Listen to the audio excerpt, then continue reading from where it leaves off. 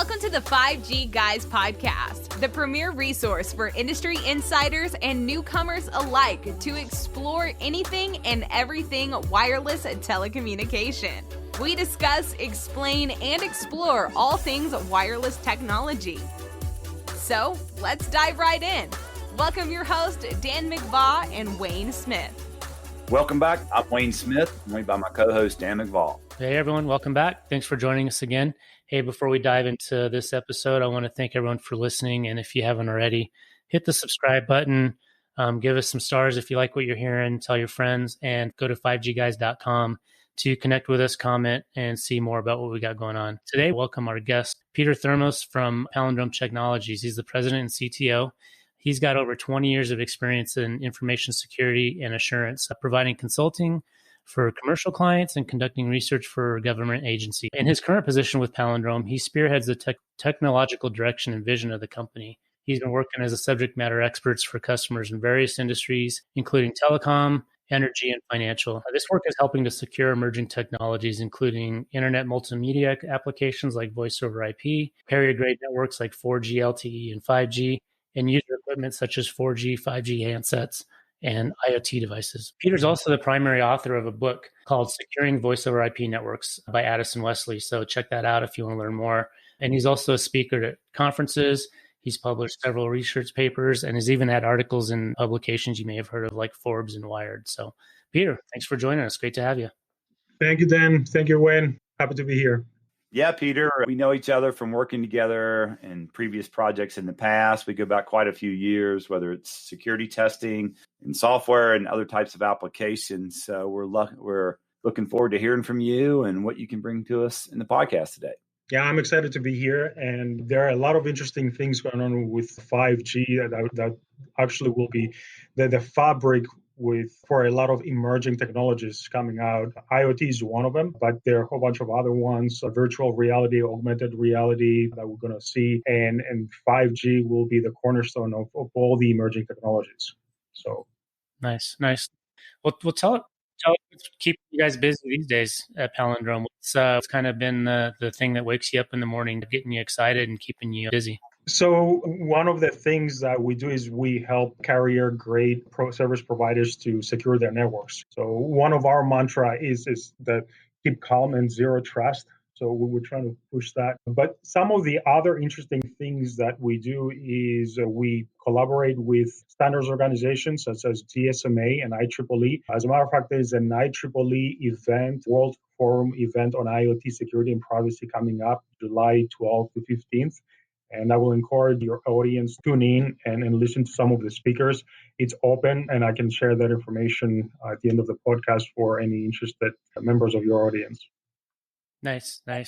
So tell us more about who are the types of clients you guys work with. I know you work for private sector, you work for the government industry, but give us some sense of some of the specific projects that you guys are working on and how that relates to security, both from the standpoint of the consumer, right? Folks using their cell phone, as well as it relates to maybe the enterprise or the regulatory side and, the guys behind the curtain, if you will. Sure. So on the commercial side, we work with providers, telecommunication providers here in the United States and few European ones, trying to build their 5G network.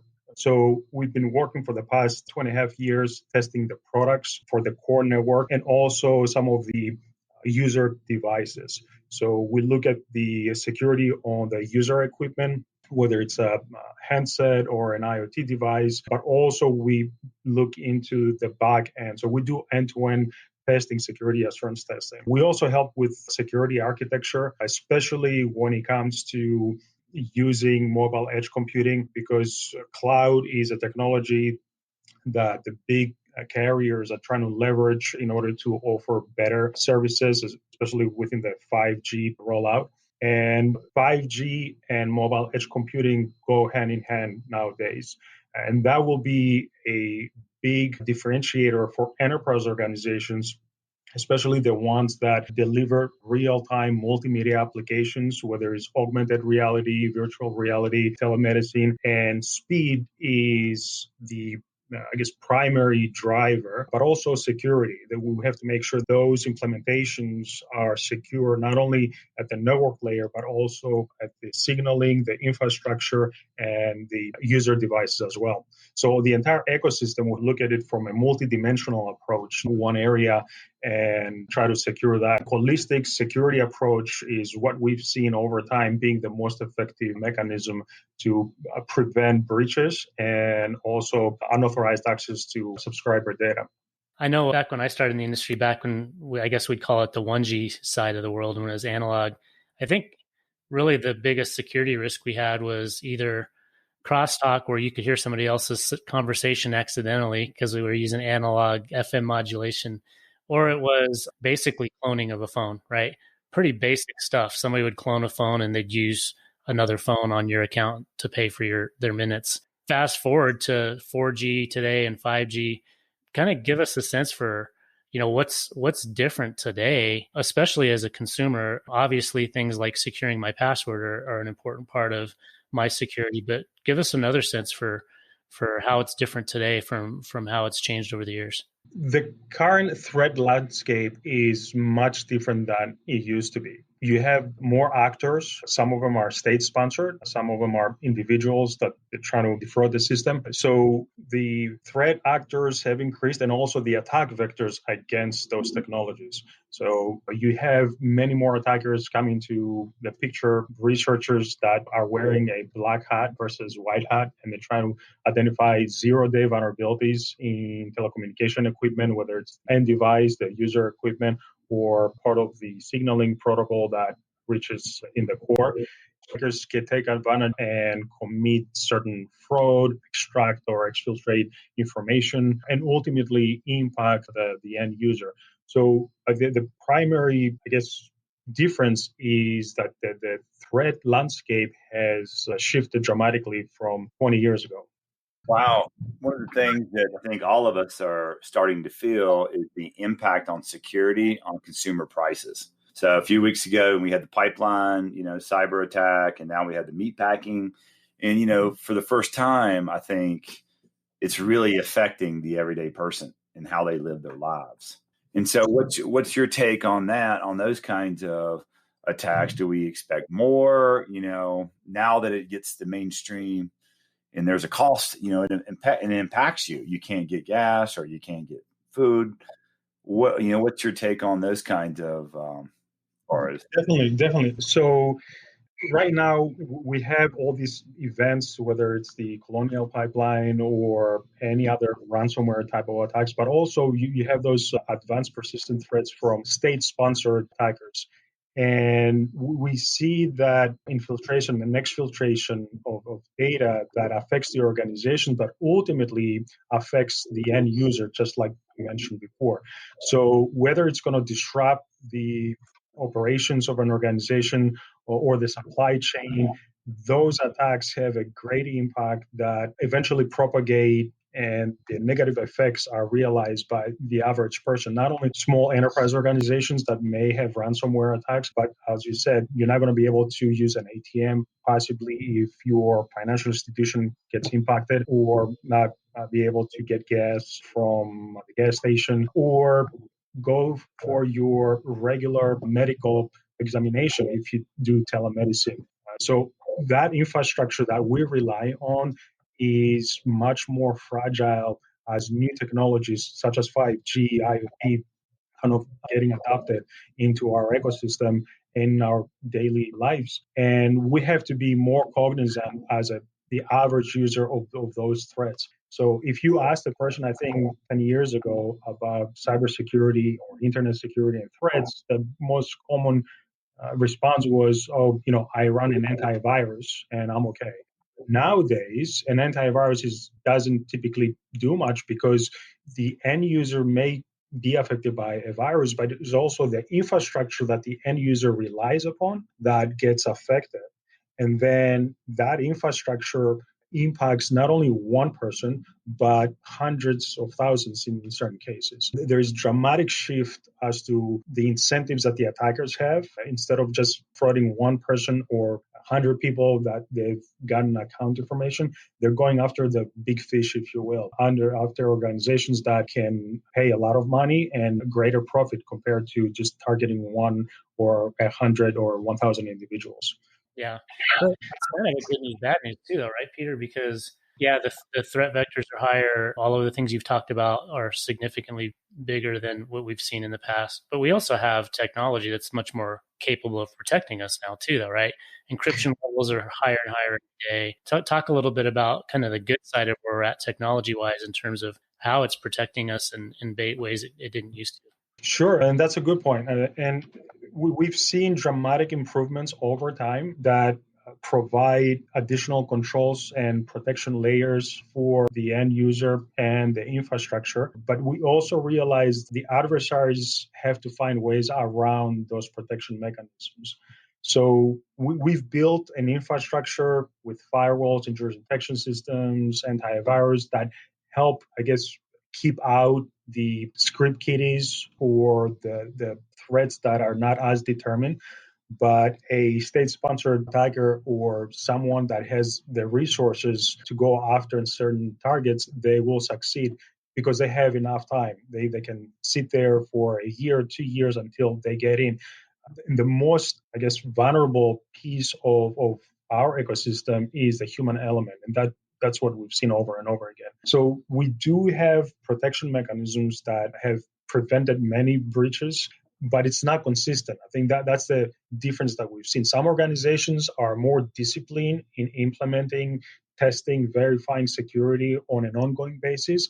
Some other ones feel that security is an added cost and maybe sporadically doing some of this is to verify security or ensure that their cybersecurity program is healthy enough to withstand emerging type of attacks and threats.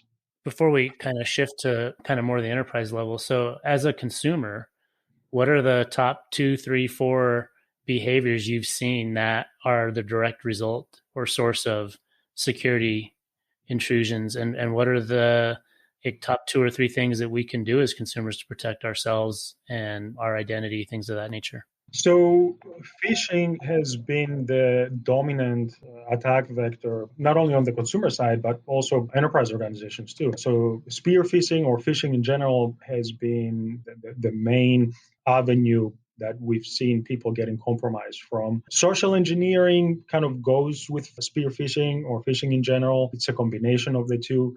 And then the third one, I would say, is lack of awareness on the end user side.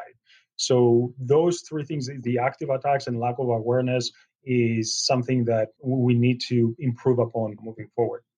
So for those in our audience that may not know what phishing is basically when like I get an email from what I think is my credit card company, but it's really not my credit card company. It's someone else pretending to be the company, and I click on a link they've offered me thinking it's them. That at a basic level is what phishing is, right? Correct.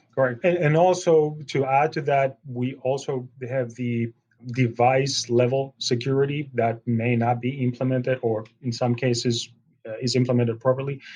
And we see attackers identifying vulnerabilities for IoT devices or handsets, end user devices, and then trying to take advantage of those vulnerabilities to fraudulent transactions, steal identities, and so forth. So we have to have an approach on, or the discipline rather, to secure those devices and also educate users for related to phishing type of attacks or social engineering.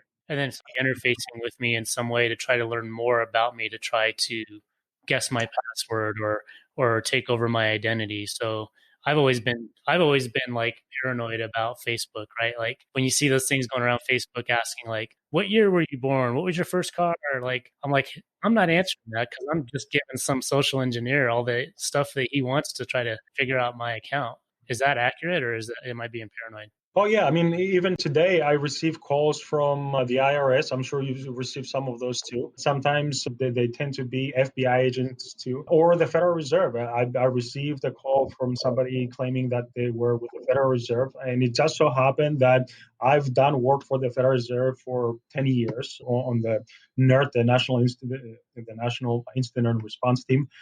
And when you receive such calls, you start to giggle, but the average person is not cognizant of who that caller is, and they're going to start disclosing that information. So again, if the attacker goes after a knowledgeable person that is in cybersecurity, they can pretty much figure out that it's not going to be a fruitful exercise. But if they go after the non-educated folks, they're more successful. So, and that's their approach. They spray and target the ones where they're more vulnerable, and that's their tactic. Hey, real quick, a quick word of thanks to today's sponsor, Vertex Innovations, before we get started. For over 17 years, Vertex has been building the nation's wireless and broadband networks. Providing project management, network engineering, and construction oversight are just some of the ways Vertex helps their clients. So if you're looking for more of a partner to help you with your wireless network designs, construction, implementation, or operations, reach out to Vertex. You can find them at vertex-us.com. That's vertex-us.com. Yeah, great question. In talking about the future, you mentioned IoT. And so IoT, we're seeing millions of devices and then 10 millions, a connected world. What standards do those IoT devices have to follow? Is that some of the work that you're working on? Because when you think about it, I bought a new stove. The stove's connected to Wi-Fi. I'm not sure why. I haven't made a connection between my stove and actually why it needs to have internet, but it's a good example, of everything being connected. How do those manufacturers, what security protocol do they do? Or do they do any? Or is it up to the consumer to figure? Very good question. So there are some standards out there from organizations such as CTIA, GSMA that require or focus on IoT security. And you can have a device being tested on a regular basis to ensure that the device aligns with those security requirements.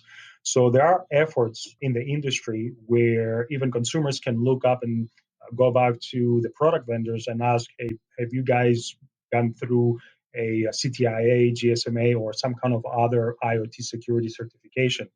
Because they are available out there. But going back to your example of home appliances, talking to each other, or talking to your router, a few years back, I've been in this business for a while, and I always had this idea in the back of my head that I will be running my own intrusion detection at home just for my home devices.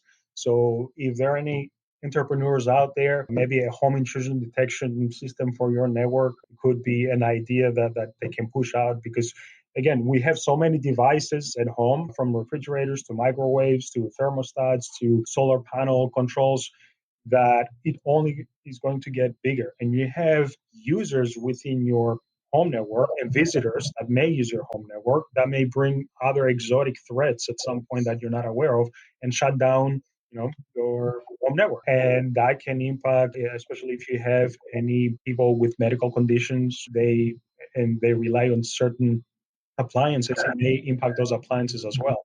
So home network security, I think it's going to become a lot more significant in the next 5 years, and will start surfacing more and more as we move forward. Don't be surprised if you start seeing homeowners having a specific group, support group for ransomware. My home network has been locked and I can't do anything. As I said, especially if you have a person with medical conditions that relies on network medical devices. Yeah. And I kind of feel like there's just some basic things. Like, you don't have to be super technical to be able to protect yourself with using some of these devices, just simple things, right? Like changing the default password that comes from the manufacturer. I know it's inconvenient, but two-factor authentication, so I've got a Ring doorbell or I've got a Nest doorbell. If I put two-factor on my account, it's going to make it harder or less likely for someone to hack into my system and look at my camera, things like that. Is that an accurate assessment? Sure. You can follow basic security principles, which is always recommended. And changing default password is number one thing. Anytime I get any device from a product vendor, I look at the security configuration and I change immediately passwords, keys, whatever the case might be. So yes, it is very important. Also, the other thing that I personally do, I have a guest network, if you will. So my kids bring their friends over, and they can play with that. Xboxes are also isolated. So I run my own security program at home. But as I said, having good basic security practices and educating also your users, your children in the at home about internet security is important. So let's kind of shift perspective a little bit. Let's say hypothetically, I am a business, Acme Enterprises, and I want to get engaged with leveraging wireless telecom. Maybe I'm gonna go beyond just having my Wi-Fi access network, but I want to put in a citizens broadband radio, private LTE or private 5G network, and I want to do so responsibly in a way where I'm leveraging the technology without adding unnecessary risk to my business and my employees and my customers. What's sort of the basic way that I would go about, implementing or looking into implementing and partnering with the right people to not just put in good technical solutions that have the support for my use cases, but doing in a way that's safe and as secure as possible? Where do I start? I have no idea where to begin. From an enterprise perspective, we're talking about. So yeah, adapting 5G CBRS within an enterprise environment can be tricky. It depends your agreement with the provider, the carrier that you're working with, and whether you're going to be managing the femtos or other access technologies that you're going to be using, whether they're going to be managed in-house or the provider will manage them. And then your user base, you have to start considering security controls on the end devices, the network that you manage, but also the provider infrastructure, whether it's secure or not. And I'm sure most providers tend to go towards the right direction in verifying security, but there might be some emerging type of providers that are not as well educated or willing to put cybersecurity investments in place to ensure enterprise customers maintain adequate security. So if I was an enterprise user today and I wanted to adopt 5G, I would first look at my architecture in its entirety, then do a risk analysis threat model, and then start going into validating the controls through testing, product testing, network testing, end-to-end testing. Because as we know, it's great to trust, but in our world, we need to verify. So that sounds daunting, maybe. So is that a service that Palindrome offers? Are there other companies that offer that where I just bring them in as part of my solutions toolkit, where I have a partner that really understands that and can advise me on that and maybe even provide that as a service? Definitely. So Palindrome provides assistance with validating security controls, especially if you adopt emerging technologies. So we have several clients that ask us to do product testing before they deploy it, or work testing, end-to-end test before they push their production network to be available to end users or other customers of theirs. And Palindrome, we've been helping, especially in the 5G for the past 2.5 years, carriers. We've seen now some enterprise customers coming up and asking questions of adopting 5G, especially when it has to do with robotics, augmented reality, the folks that have very large enterprise organizations and they have to adopt 5G, but on top of 5G, they need to operate other emerging technologies. And that's where our specialty comes in, because we've been looking at emerging technologies for several years now. And Palindrome Technologies focuses on securing emerging technologies. That's our bread and butter. So tell us more about this IEEE conference. How can people learn more about it? How can they connect? How can they join? How can they connect with the other things that you guys are doing? How can they find you guys? So you can look us up at www.palindrometech.com. But also, if you want to Google IEEE World Forum IoT, you're going to have plenty of hits there. And there is topic on security and privacy. As I said, it's about 3 days, a long track. We're going to have several sessions within those 3 days on different aspects of IoT security. We're going to have researchers presenting on the work that they've been doing from academia. We're going to have standards organizations and also commercial organization practitioners that do assessments, that operate networks, that provide products. So you're going to see names such as Verizon Wireless, Samsung, Nokia, Ericsson, which are all well immersed in 5G security and IoT security. So the audience will get very useful insights. Well, thanks for that, Peter. Also, thanks for joining us and sharing all your wisdom. Security is definitely on everyone's mind today. And it's a subject I think we'll all, in our home life and work life, we'll continue to figure out how to make our life safer, more secure, and how we move into the future. Thank you, gentlemen, Wayne and Dan, for the opportunity to share a little bit of our insights. Again, with emerging technologies, there's always new things, and I look forward to subsequent sessions of your podcast. Yeah, thanks to our listening again, joining in. Remember, hit the subscribe button, go to 5gguys.com to connect with us. If you have any further follow-up questions, corrections, we love to hear from you. We'll address those on future episodes. So thanks to everyone, and take care and be well. Thanks for listening to the 5G Guys. For more resources and to connect with Dan and Wayne, check out their website at 5gguys.com. If you enjoyed this episode, be sure to hit that follow button and share this episode with your friends and family.